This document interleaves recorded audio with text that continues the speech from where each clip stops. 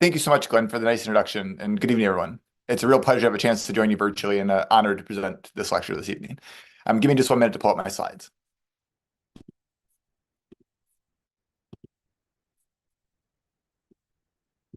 So as Glenn mentioned, my presentation tonight is from my book called Half American, The Heroic Story of African Americans Fighting World War II at Home and Abroad. The hardcover came out in October 2022, and the paperback, which is featured on the right here, just came out earlier this month. So I'm really excited to have a chance to share some of the research with you this evening. If you remember one thing from my presentation tonight, it's the same thing I tell my students in the classroom all the time. The stories we tell about the past matter.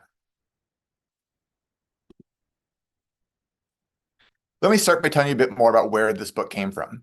It actually grew out of my last book project, which was called Black Quotidian: Everyday History in African American Newspapers. This was actually a digital book project published by Stanford University Press, and you can find it for free as an open access digital project at blackquotidian.org. For that book project, I was looking at historical Black newspapers like the Chicago Defender and Pittsburgh Courier to try to get a better sense of how Black communities understood history as it was unfolding. In the course of doing that research, particularly when I was looking at the 1940s, I kept coming across pictures and stories that looked like this, that featured some of the more than 1 million Black men and women who served in the American military during World War II. This is from the Minneapolis Spokesman. I'm from Minneapolis originally, so I want to make sure I give a shout out to my hometown. Minneapolis Spokesman is the largest and longest running Black newspaper in Minnesota. First, I came across dozens of these photos and stories, and eventually hundreds of them. And I was surprised. I'm a historian. I've taught about this topic in the classroom for more than a decade, but I'd never seen this many average Black Americans in uniform during World War II. These weren't famous people. These were average Black folks from Minneapolis, from Chicago, from New York, from Virginia, from California, in the service of their country. Seeing all of these pictures and stories made me curious. I wanted to know what more there was to the story of World War II. And it was that curiosity that sparked the research that led to Half American. It was about 7 years ago I started this project. One of the things I found when I was looking at those Black newspapers was a letter written by a man named James G. Thompson. James Thompson was a 26-year-old from Wichita, Kansas. And in late December 1941, after the bombing of Pearl Harbor, he wrote a letter to the Pittsburgh Courier, which was the largest and most influential Black newspaper in the country. And it was a really remarkable letter. It asked a series of pressing and very pointed questions. He asked in part, should I sacrifice my life to live half American? Is the America I know worth defending? And that phrase, should I sacrifice my life to live half American? It really stuck with me. It's why I chose Half American as the title of the book. The great historian Stephen Ambrose has said that one of the great ironies of World War II is that they had the world's largest democracy in the United States fighting against the world's worst racist, Adolf Hitler, with the segregated army. Men and women like James Thompson recognized that irony at that time. They recognized that hypocrisy. They understood how unfair it was to be asked to fight for and potentially die for a country that treated you as a second-class citizen. That's what Thompson was alluding to in this letter. The Pittsburgh Courier used Thompson's letter to launch what they called the Double Victory campaign, and that really became the rallying cry for Black Americans during the war. The Double Victory campaign, or Double V, stood for victory over fascism abroad, but also victory over racism at home. It meant that Black Americans were really fighting two wars at the same time. They were absolutely committed to helping to win the war militarily, but they recognized it wasn't enough. It wasn't enough to defeat the Axis powers and the Nazis on the battlefield if you came home to the same kind of racial discrimination and white supremacy here in the United States. And so they wanted to make sure there's actual freedom and democracy for everyone here in the United States after the war. I think it's important to understand double victory wasn't just a clever rhetorical device or slogan. It really structured how Black Americans understood World War II. They really understood the military battlefields and the home front to be intertwined. That's one of the things that's important for me to try to bring to the foreground in the book and in the presentation. So I structured the presentation tonight around 3 key arguments the book makes. The first is that from the Black perspective, we have to start the story of World War II before the bombing of Pearl Harbor.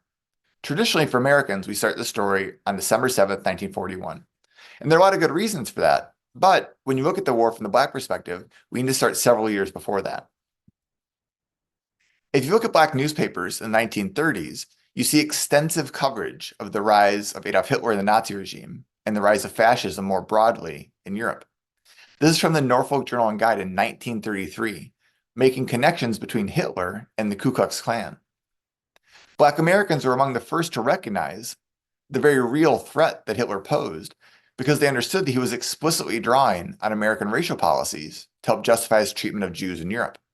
And so each time a new policy was passed, whether it was the segregation of Jews on train cars, the theft of Jewish property, violence against Jewish communities, that showed up in Black newspapers. Black Americans all across the country were talking about this as something that Americans had to pay attention to. It wasn't something that was only going to be a problem for Europe. They recognized it as a problem for the entire world.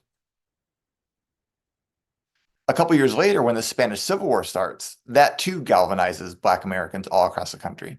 The headline here is from the Chicago Defender, 1936, saying the Second World War is projected as El Duce, that was Mussolini, and Hitler are aiding fascists in war-torn Spain. There's a group of Black Americans who joined other Americans in fighting in the Abraham Lincoln Brigade. There are about 3,000 Americans who volunteered to go fight in the Spanish Civil War. They were collectively called the Abraham Lincoln Brigade. Of those 3,000, there were 80 Black Americans.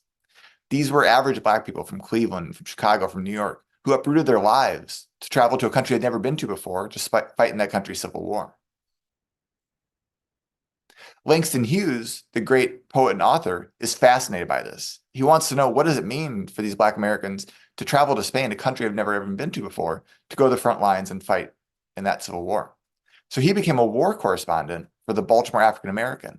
And then he traveled to Spain, and he was on the front line in trenches, reporting on these Black volunteers.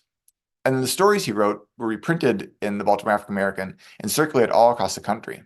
And so you can imagine it after church, in barbershops, and street corners in their homes.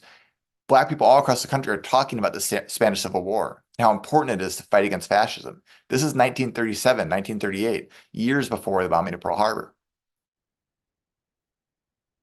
One of the people Hughes profiled was a woman named Celeria Key. She was a 23-year-old, originally from Akron, Ohio. She was the only Black woman to be part of the Abraham Lincoln Brigade. She was a nurse. She tried to volunteer for the Red Cross, but they told her the color of her skin made it more trouble than it was worth. And so she volunteered with the Abraham Lincoln Brigade instead. When Hughes caught up with her, he asked her, why did you volunteer to go to Spain? What prompted you to do this? And she said it was really two things. The first was that she was a Catholic. And even though she didn't consider herself particularly political, she thought it was her obligation as a religious person to help people in need. And so when she read news about the peasants being bombed and being killed in the Spanish Civil War, she knew she had to do something about it. And then the second reason, she said, she was working as a nurse in Harlem, in New York, working alongside a number of Jewish doctors. And they told her about some of the atrocities of Hitler and the Nazi regime in Germany that was happening to Jews in Europe.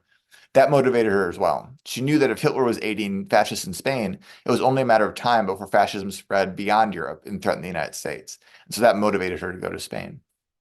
Key, importantly, not only volunteered in Spain, during World War II, she became a nurse in the US Army. And so there was a fair amount of crossover. A number of these volunteers who fought against fascism in Spain went on to serve for the United States during World War II. So the first argument the book makes is that we have to start the story before the bombing of Pearl Harbor. The second is that from the Black perspective, we have to understand double victory as an important structuring way to see how Black Americans understood the war, that the military battlefronts and the home front civil rights battles were really intertwined. A couple of the figures I talk about in the book are Thurgood Marshall and Ella Baker. Thurgood Marshall is best known, of course, as the first Black Supreme Court justice. But during World War II, he was the head of the legal division for the NAACP. In that capacity, he traveled all across the country, investigating cases of violence against Black soldiers. One of the sources I drew on for the book were hundreds and hundreds of letters that Black soldiers wrote to Thurgood Marshall seeking his help. They described the kind of conditions that they experienced on these army bases in the South. A typical story was you had Black soldiers from northern cities, and they boarded trains and were sent to these southern military bases. When they got to Washington, D.C., or other southern demarcation points, they had to transfer to the Jim Crow section of the car. So you can picture it. They're in their military uniforms, but now they're segregated on train cars.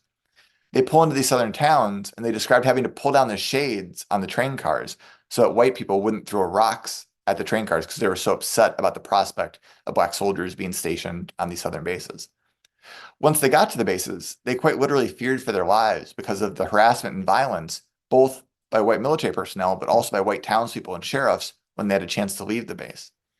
Things got so bad, they said they would feel safer once they deployed to the actual war in Europe or the Pacific than they did on these military bases in Mississippi, Alabama, and Georgia. They described feeling like they were literally at war here in the United States with their own countrymen. Thurgood Marshall did a lot to help bring those cases to justice, to help do everything he could to protect those Black soldiers. Ella Baker was an important grassroots civil rights activist. She did important work with the Student Nonviolent Coordinating Committee, SNCC, in the 1960s. During the war, she was the head of branch membership for the NAACP, and she was wildly successful.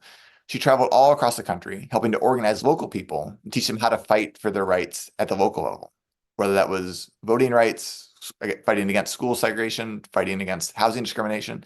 She helped to train local people to fight for their own rights. She also helped to build branch membership of the NAACP. And so if you think about World War II being a turning point in terms of civil rights, part of what that means is that the infrastructure of civil rights got built out during the war. The NAACP went from being a relatively small organization centered in the Northeast to being a national organization that had chapters and members all across the country. That meant that they had more members paying dues that could produce more funds to be able to stage larger, more complex legal cases. One of Ella Baker's big breakthroughs was that she recognized you didn't have to be a doctor or a lawyer to be a leader in the Black community. You could be a barber, a sharecropper, an ordinary person. She held leadership training workshops all across the South. And I'll mention later, one of the people she trained was Rosa Parks at a leadership training workshop in 1945, fully a decade before the Montgomery bus boycott. On the military side, perhaps the best-known individual Black American to serve in the war was Doris Miller. He was a young mess attendant on the USS West Virginia. It's important to understand during all of World War II, the military was racially segregated. In the Navy, Black men could only serve as mess attendants, where they waited on white officers, did the cooking and cleaning aboard ships. Even though that was Miller's job on the ship, once the bombing of Pearl Harbor happened, he performed heroically. He went above deck and helped to tend to the wounds of his injured shipmates. And then when his lieutenant ordered him to go to the anti-aircraft gun, he went over there and started firing at the Japanese planes that were circling overhead, potentially hitting and downing one of them. It was a remarkable story, particularly since he had no training on the ship's weapons. His story circulated in the Black press after the bombing of Pearl Harbor, because Black Americans are pointing at Miller's story and saying, look, if you just give us the opportunity, we have the ability to perform bravely and courageously in combat. We can do more than just be mess attendants. One thing I didn't realize before starting research on this book were there were actually dozens of Black mess attendants who were at Pearl Harbor stationed on different ships. One of them was Julius Ellsbury. He was a 20-year-old mess attendant on the USS Oklahoma. Like Miller, he performed heroically on the morning of Pearl Harbor. Unlike Miller, he lost his life in that battle. He was the first person, Black or white, to be killed from Birmingham, Alabama in the war. And this picture with the phrase, "Remember Pearl Harbor," was posted in Black businesses and homes across Birmingham in the months after the war. And so these are some of the names that Black Americans were talking about in early 1942 as America's entering into World War II. By and large, Black Americans were blocked from combat opportunities. They were largely in supply and logistical roles. During the war, there were 433 medals of honor that were awarded. None of them during the war were awarded to Black troops.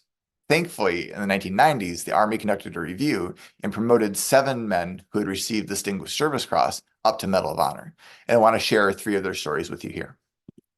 The first is Reuben Rivers. He was a 23-year-old tank platoon sergeant from Oklahoma. He fought through combat wounds and led several tank advances against German positions in northeastern France. He fought with a group called the 761st Tank Battalion that was nicknamed the Black Panthers. They fought for more than 160 days consecutively across 4 major campaigns, including the Battle of the Bulge. If I had to vote for the most interesting person to serve in World War II, Edward Allen Carter Jr. would get my vote. He was raised by Black missionary parents in India and China and was fluent in Hindi, Mandarin, and German. When he was 15, he left home to join the Chinese National Army, fighting against Japanese incursions in Shanghai. He was one of the volunteers I mentioned earlier who served in the Spanish Civil War, and that was all before he turned 21. He volunteered for Army duty before the bombing of Pearl Harbor in 1941, and you would think with these language skills and combat experience, the Army would have a good role to give him. Instead, they assigned him to be a cook in a quartermaster unit. Nevertheless, Carter served in that capacity until late 1944, when the Army was desperate for more infantry troops. He was one of 5,000 volunteers, one of 5,000 Black volunteers to volunteer for infantry duty. And he actually gave up his rank in order to do so. He went from being a staff sergeant back to being a private. He was attached to General Patton's 12th Armored Division. And I want to read to you from his commendation that led him to earn the Medal of Honor. So the morning of March 23rd, 1945, near Speyer, Germany, the tank upon which Carter was riding received bazooka and small arms fire from a large warehouse across the field. Carter volunteered to lead a three-man patrol to the warehouse. Enemy small arms fire covered the field, killing one member of the patrol instantly. This caused Carter to order the other two members of the patrol to return to the covered position and cover him with rifle fire while he proceeded alone to carry out the mission. An enemy machine gun burst wounded Carter 3 times in the left arm as he continued the advance. Disregarding these wounds, Carter continued the advance by crawling until he was within 30 yards of his objective. The enemy fire became so heavy that Carter took cover behind a bank and remained there for approximately 2 hours. 8 enemy riflemen approached Carter, apparently to take him prisoner, but Carter killed 6 of the enemy soldiers and captured the remaining 2. Now, I mentioned earlier he was fluent in German, so he actually interrogated these 2 German troops that he captured as he was leading them back across the field, getting valuable intelligence about where the rest of the German troops were positioned, helping to save the lives of men in his unit. It sounds like Hollywood movie stuff, but Carter actually did it. The third Medal of Honor recipient I'll mention here is Vernon Baker. He was the only one still alive to receive the medal in person. And initially, when he got the call from the White House, he didn't want to go.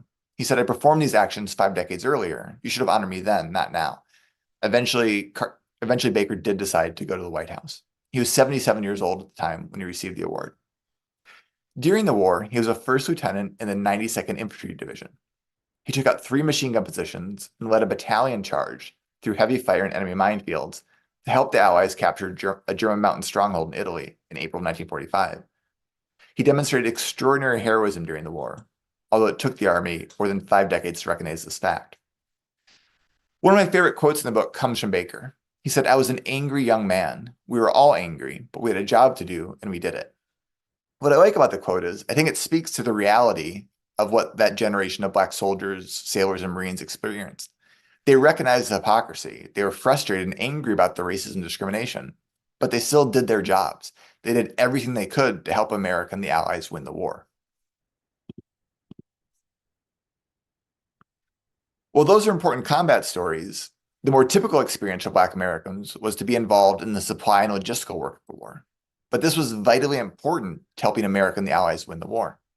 One of the arguments that the book makes is that World War II wasn't just a battle of strategy and will, it was a battle of supply. And when you understand the war from that perspective, the important role of Black troops becomes all the more apparent. Think about something like D-Day, June 6, 1944. D-Day, of course, just stood for Day of the Invasion. There was still D-Day +1, D-Day +2, and it was really the weeks and months after June 6 that turned the tide of the war for America and the Allies.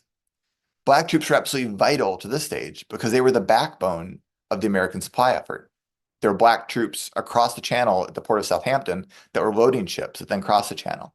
Black troops unloaded those ships, loaded on the trucks, and then there were Black men on this truck convoy called the Red Ball Express that drove those trucks across France and eventually into Germany. This Red Ball Express moved 400,000 tons of ammunition, food, and fuel. It's what made it possible for America to push quickly across France and to outpace and outmaneuver the German army. The reality is almost everything America and the Allies moved to the front passed through the hands of at least one Black American. America and the Allies couldn't have won the war without these Black supply troops. And this was recognized at the time. Langston Hughes wasn't the only Black war correspondent. Ollie Stewart was a war correspondent for the Baltimore African American, and he had this to say about the Red Ball Express and the supply effort. He said, "Although port battalions and work troops are not generally regarded on par with frontline combat troops, it is a matter of record that no group of soldiers in this theater has done more to make possible Allied victory. They liberate no towns, see no flags, drink no champagne, nor kiss happy girls. Yet when things become critical, the first cry of high command is, 'Give us more supplies.'" And this miracle of supply was absolutely vital to helping America win the war, but it's also vital to helping us understand the important role that Black troops played in the larger effort. Same thing was true on the home front. More than 1 million Black Americans worked in defense industries, including more than 600,000 Black women, so-called Black rosy riveters. There are 4 pictured here at a shipbuilding facility in Richmond, California. These were particularly important jobs for Black women during the war, because this kind of factory work was entirely off limits to Black women prior to 1941.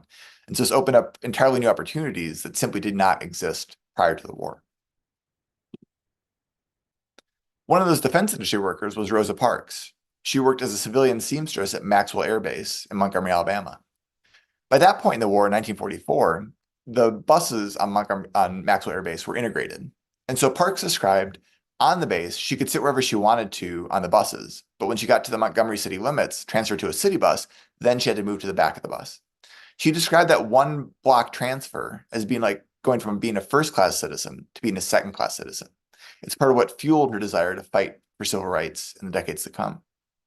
Also, her brother Sylvester served in the Pacific Theater. But when he came home, he couldn't get a mortgage to buy a home, he couldn't get a job, and he felt discrimination in his day-to-day life. That frustrated her as well. She said later, I had always been taught that this was America, the land of the free and the home of the brave. I felt that it should be actual rather than just something that we hear and talk about. I mentioned earlier, in 1945 in Atlanta, Parks attended one of these leadership training workshops that Ella Baker ran. So we think about the groundwork for the civil rights movement was really laid during the war years. You had dozens and hundreds of people like Rosa Parks starting to do the training, starting to build up the capacity to be able to fight for civil rights at a larger scale in the 1950s and 60s. Within the military, the largest unit of Black women to serve in the war was the 6th Central Postal Directed Battalion under the command of Major Charity Adams.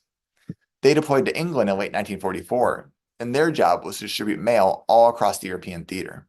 That might sound like an easy task, but it was incredibly complicated because the units were moving constantly, and you had lots of men with common names like John Smith and Mark Adams. So they had to develop systems to be able to get the mail to its intended recipients. And all of the soldiers after the war, regardless of race, talked about how important mail was for morale. So this unit of Black women was really essential to that morale effort.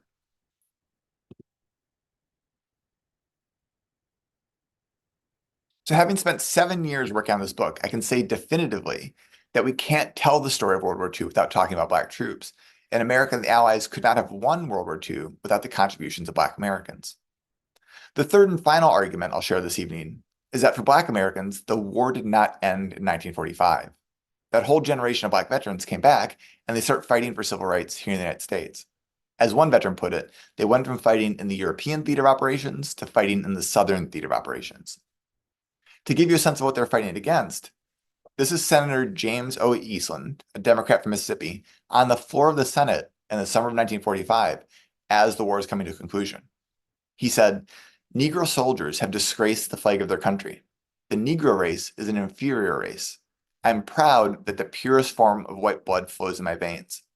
I know that the white race is a superior race. It has ruled the world. It has given us civilization. It's responsible for all of the progress on earth. Now, if these words are upsetting today, and they should be, imagine how they sounded in 1945 to Black veterans who had just risked their lives, seen their buddies killed, fighting for a country that treated them as half American. They were outraged by this. And it's important to understand, Eastland's only in the Senate because Black people in Mississippi can't vote.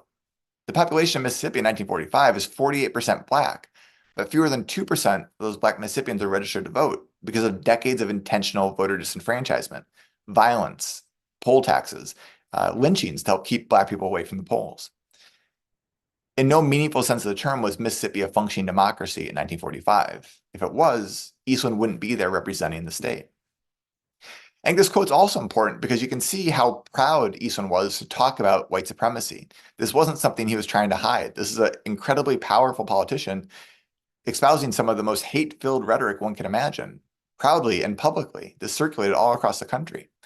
I think it's easy sometimes today to talk about racism or white supremacy in the abstract. There was nothing abstract about this in 1945.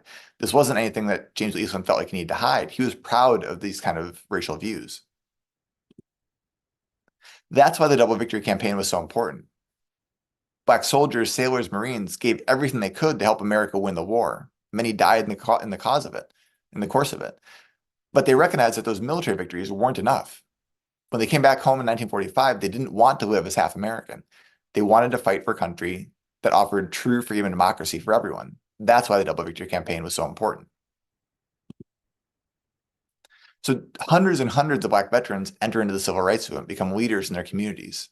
To highlight just a few, Medgar Evers was part of that Red Ball Express I mentioned earlier. He was part of a port battalion that loaded cargo for those truck drivers.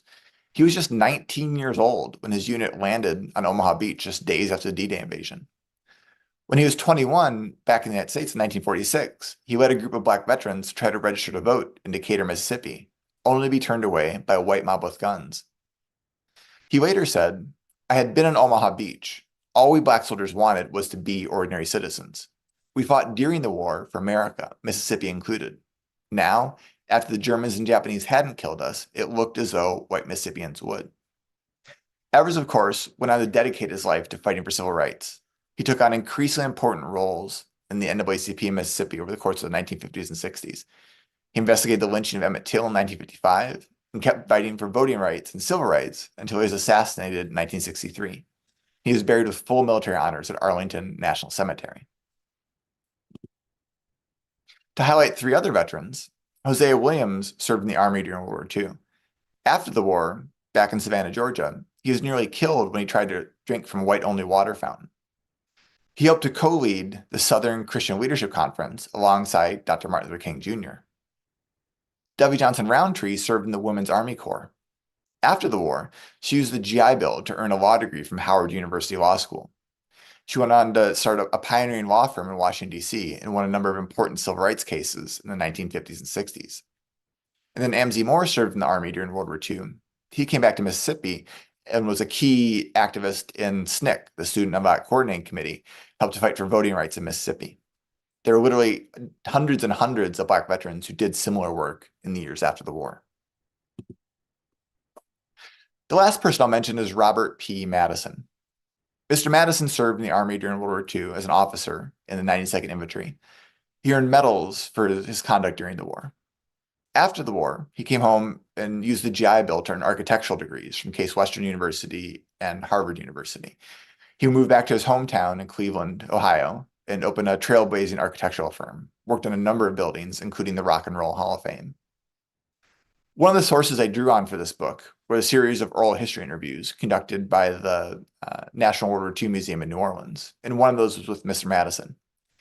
In that interview, he was in his late 70s. He described going to a bookstore and going to the big wall of books that existed on World War II. He took down one of the big, thick volumes. He flipped through it. He didn't see anything in there about Black contributions to the war at all. Nothing about the Tuskegee Airmen, nothing about Doris Miller, nothing about the Montfort Point Marines, nothing about Black Americans.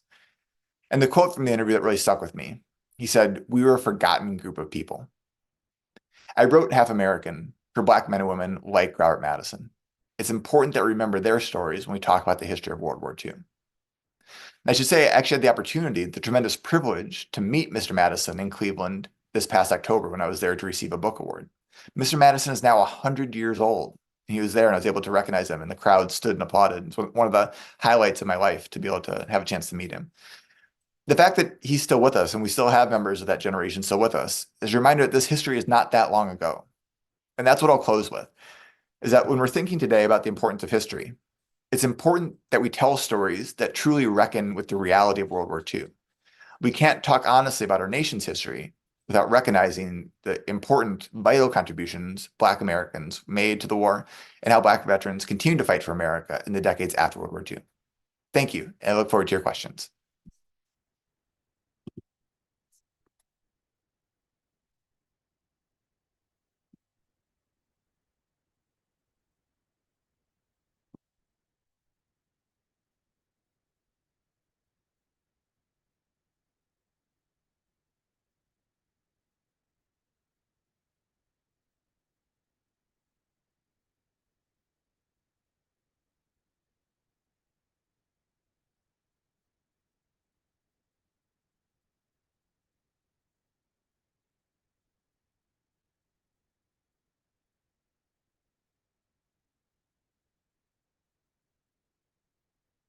Yeah, thank you for asking about that. So I think one of the encouraging things over the past decade, I would say, is that there has been more recognition for different Black units to serve in the war. The Montfort Point Marines were the first cohort of Black Marines.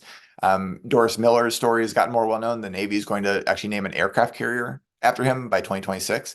If you would have told someone in 1941 that an aircraft carrier would be named after a black mess attendant, they would have told you were out of your mind. The Tuskegee Airmen obviously have gotten more attention. The 761st Black Panther Tank Battalion has gotten more attention.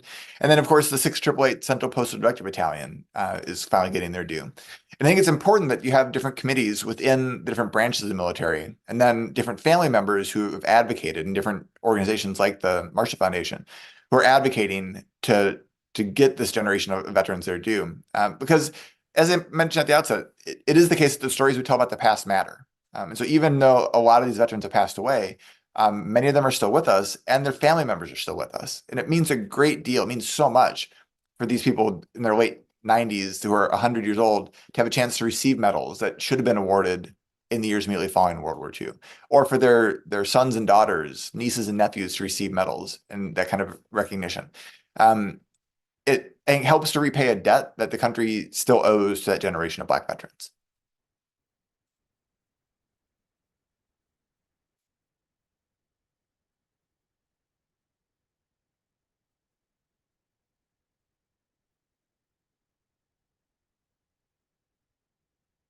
Yeah, it's a really, really important question. If people are interested, I wrote an article that expands on some of the work in the book for Mother Jones. And so if you were to Google Mother Jones, Delmont, my last name, and GI Bill, you'll find from my expanded thinking there. But it's a really important part of the story. As most people know, the GI Bill was legislation that was passed near the end of World War II. It was incredibly important legislation, perhaps some of the most important legislation of the 20th century, because it really helped to reward veterans for their service during World War II. For white veterans, it's what made it possible for that whole generation to be able to enter the middle class. It provided access to low-interest home mortgages, access to college tuition benefits, access to job training, access to loans to be able to start small businesses. It really empowered people to create the kind of lives for themselves and for their families that they envisioned. The problem was that legislation went through committees that were controlled by a lot of Southern segregationist politicians, men similar to James O. Eastland, who held those same kind of racial views. As that legislation was being crafted, they made sure that it was going to be those benefits would be allocated at the state and local level as opposed to the federal level. And everyone at the time understood what that meant. If you did things at the state level in 1945, it meant you were deferring to the prejudices and policies of states like Alabama, Georgia, Mississippi, where segregation was the order of the day, as opposed to the federal level, where you might have some chance of non-discrimination provisions being written in. And so when the benefits were distributed, Black Americans, Black veterans were discriminated against and weren't able to access them at the same rate that white veterans were.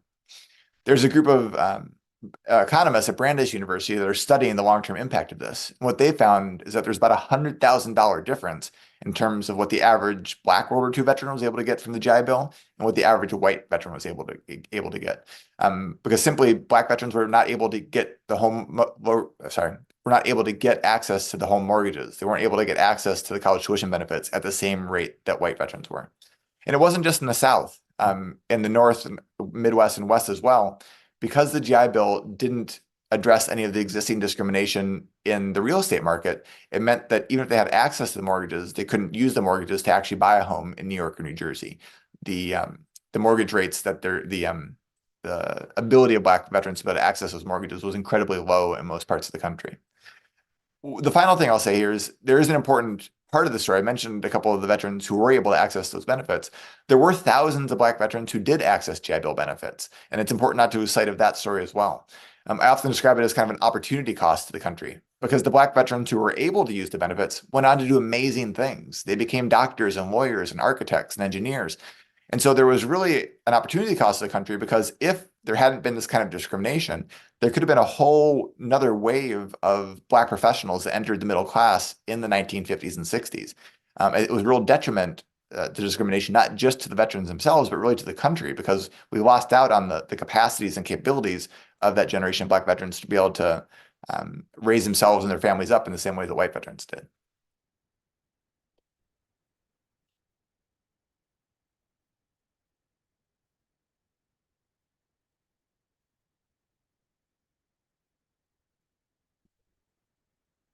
Yeah, so Executive Order 8802 is an important part of the story just before the start of the war. So one thing I didn't mention in the presentation tonight, but it's an important part of the book, was A. Philip Randolph. who was the key labor leader among Black Americans in the 1930s and 40s. He was the head of the Brotherhood of Sleeping Car Porters, one of the most important civil rights activists in the 20th century. In 1940, he threatened to lead a march on Washington that was going to be in the summer of 1941 to try to put pressure on President Roosevelt to integrate the defense industries. Once it becomes clear that America is going to become the arsenal of democracy, everyone understands that that means jobs. And at the time, 1939, 1940, 1941, Black Americans were being blocked from those defense industry jobs, both because of union practices, but also because of how the factories were being structured and their employment decisions.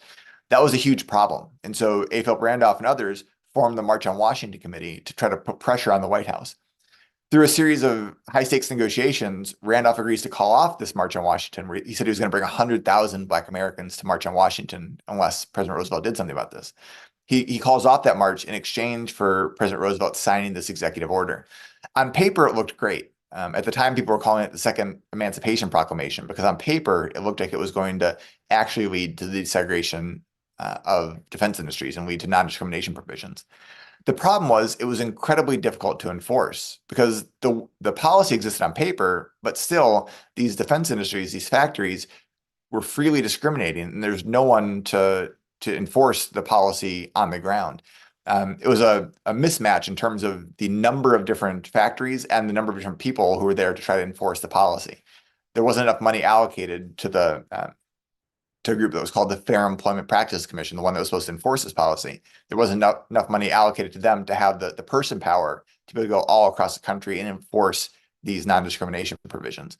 And so it was one of a number of cases where the kind of policy that existed on the books, on paper, looked great in theory, but the actual implementation left a lot to be desired. It was a huge point of frustration for Black Americans during the war.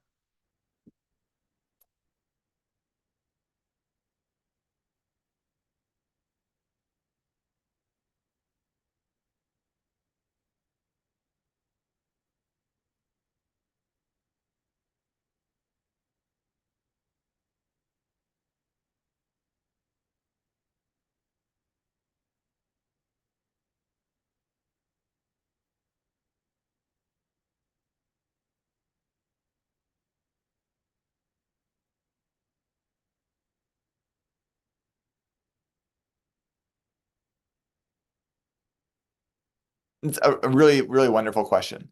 So one of the things that I wanted to make clear in the book is that not all white officers were the same. And sometimes we talk about the segregation of the military in World War II, and we talk about these all-Black units, but most of those all-Black units had white officers. Some of those white officers were racist. They didn't respect the men who were under their command, and the 92nd Infantry was an example of that. The white commanders of the 92nd Infantry really didn't want to be in charge of Black troops. They didn't think Black troops had the intelligence, courage, bravery to be good soldiers, and they treated them that way. They called them boy. They called them racial epithets. They called them by their first name as opposed to calling them by their rank and last name, as would be the protocol. And so a lot of the oral history interviews, a lot of the letters from the time from those Black soldiers in that unit talked about how hurtful that was, right? You can imagine these are men who have trained to fight in a war, who are then deployed and are fighting in a war, risking their lives, losing their lives in some cases in combat, going up in some really difficult fighting in parts of Italy against German troops, all the while knowing that their white commanders really kind of resent the fact that they're being put in charge of Black troops, that they don't respect them. They don't think that they have the ability to fight well. That ended up impacting the morale of the group and impacted their fighting performance. So the 92nd Infantry is one of these groups that had a lot of criticisms of their fighting performance at the time. Part of that was the amount of training they received. Part of it was the difficult conditions they were in. But part of it was the low morale because of the way they were treated by white officers.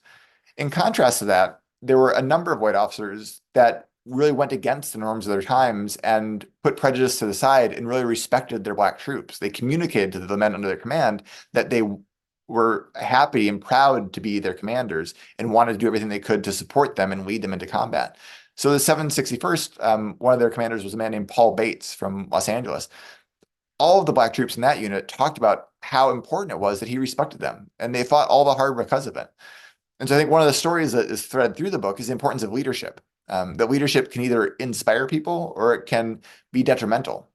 It can either help to provide a foundation that launches people to do things, to come together and be cohesive as a unit and do more than they might be able to do as individuals, or it can really tear a group apart. I think it's one of the lessons that the military learned during World War II was that this kind of racism and prejudice was incredibly detrimental to unit cohesion.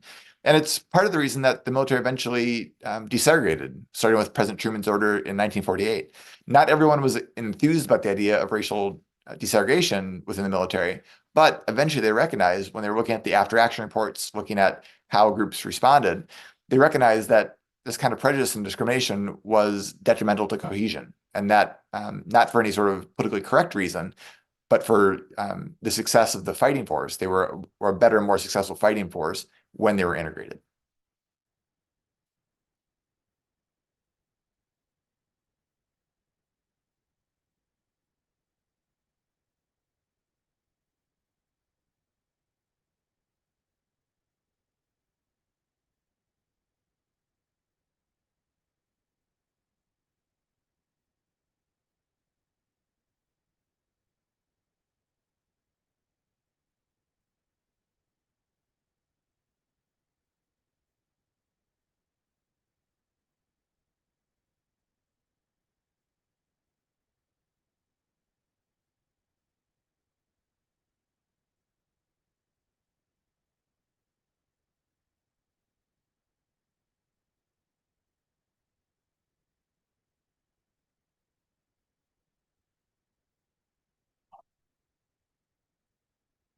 Absolutely, absolutely. There are strong continuities, I think, between World War I and World War II, and one of those is the really warm reception that Black troops felt like they received in Europe, particularly in England and in France, and it led to a lot of the Black troops wanting to stay in Europe.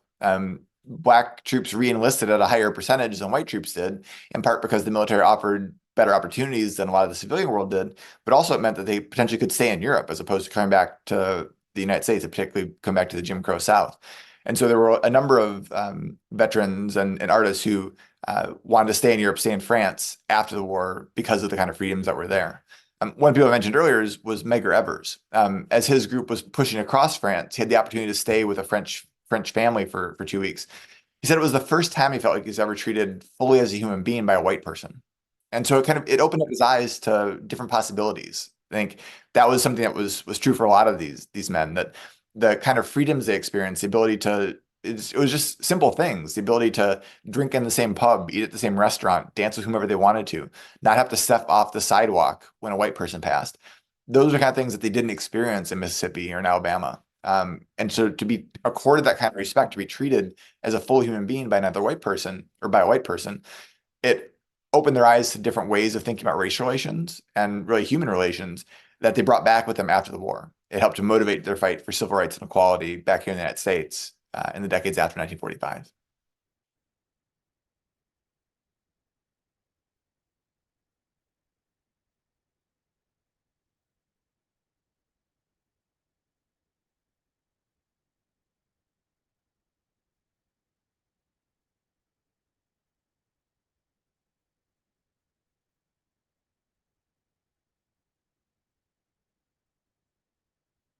Awesome. Thanks so much, everyone. I appreciate the questions and hope you have a good night.